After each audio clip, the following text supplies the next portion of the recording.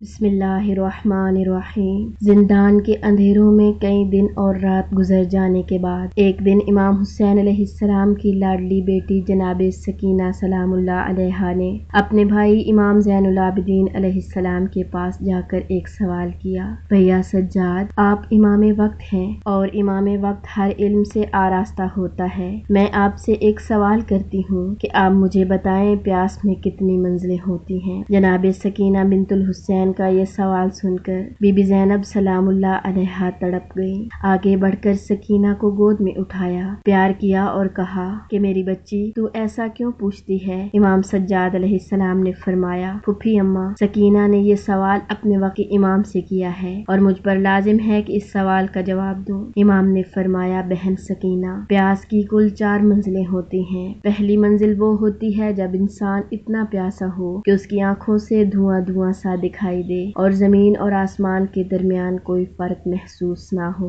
جناب سکینہ، جی ہاں، میں نے اپنے بھائی قاسم کو بابا سے کہتے سنا تھا، چچا جان، میں اتنا پیاسا ہوں کہ مجھے زمین سے آسمان تک صرف دھواں سا دکھائی دیتا ہے۔ امام نے فرمایا، پیاس کی دوسری منزل ہے جب کسی کی زبان خشک ہو کر تالو سے چپک جائے۔ جناب سکینہ نے فرمایا، جی ہاں، جب بھائی اکبر نے اپنی خشک زبان بابا کے دہن میں رکھ کر باہر نکال لی تھی اور کہا تھا، بابا، آپ کی زبان تو میری زبان سے زیادہ خشک ہے، پھر شاید میرا بابا پیاس کی دوسری منزل میں تھا۔ امام علیہ السلام نے پھر فرمایا، پیاس کی تیسری منزل وہ ہے جب کسی مچھلی کو پانی سے باہر نکال کر ریت پر ڈال دیا جاتا ہے اور وہ مچھلی کچھ دیر تڑپنے کے بعد بالکل ساکت سی ہو کر اپنا منہ بار بار کھولتی ہے اور بند کرتی ہے۔ جناب سکینہ کہتی ہیں، ہاں، جب میرے بابا نے بھائی علی اصغر کو کربلا کی جلتی ریت پر لٹا دیا تھا تو اصغر بھی ویسے ہی تڑپنے کے بعد ساکت سا تھا اور اپنا منہ کھولتا تھا پھر بند کرتا تھا۔ شاید میرا بھائی اس وقت پیاس کی تیسری منزل میں تھا۔